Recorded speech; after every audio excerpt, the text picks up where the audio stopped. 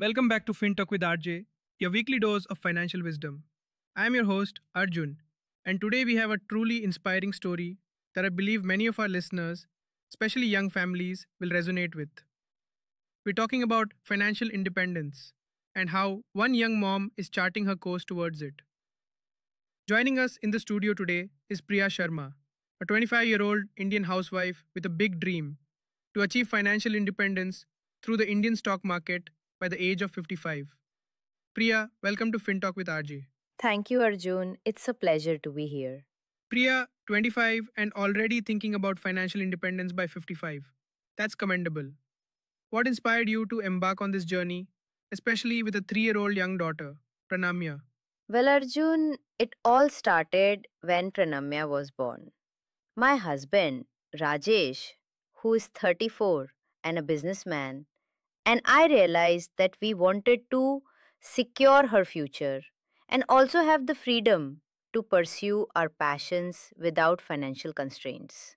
My mother in law, who is 55, has always been very financially prudent, and watching her manage household finances and savings gave me a lot of insight. We started discussing long term goals as a family, and that's when the idea of financial independence really took root. That's wonderful to hear about the family support. Financial planning can sometimes be a solitary journey, but it sounds like you have a strong team.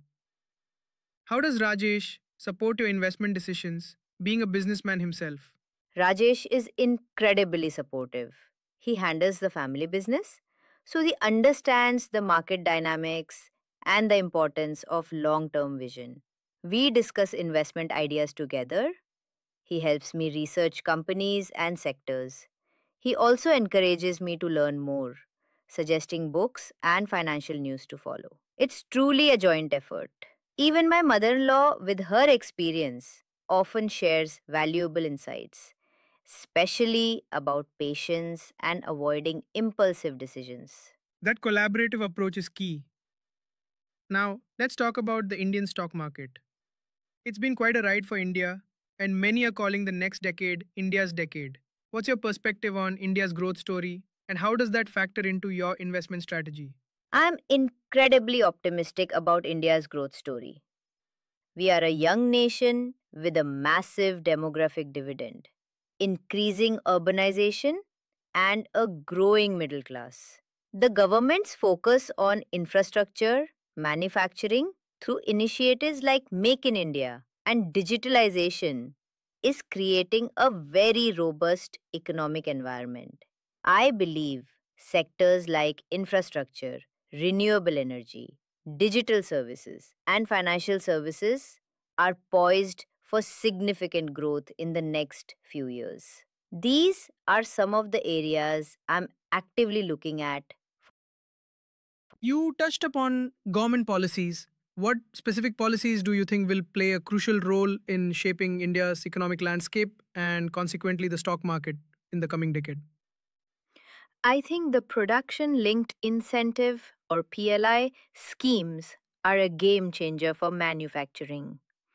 Policies promoting ease of doing business, continued focus on digitalization like UPI, and investments in green energy are all very positive. Also, the government's push for financial inclusion and formalization of the economy will bring more people into the financial system, which is good for everything from banking to mutual funds. These policies create a stable and growth oriented environment for businesses, which ultimately reflects in the stock market. Excellent points, Priya. It's clear you've done your homework.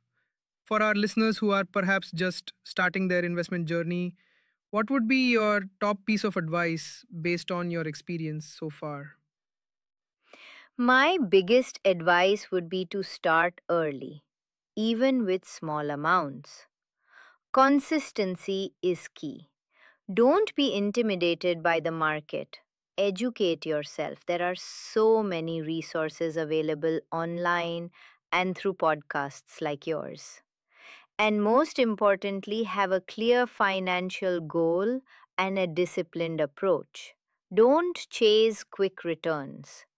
Focus on long term wealth creation and involve your family in the discussions. It makes the journey so much more rewarding.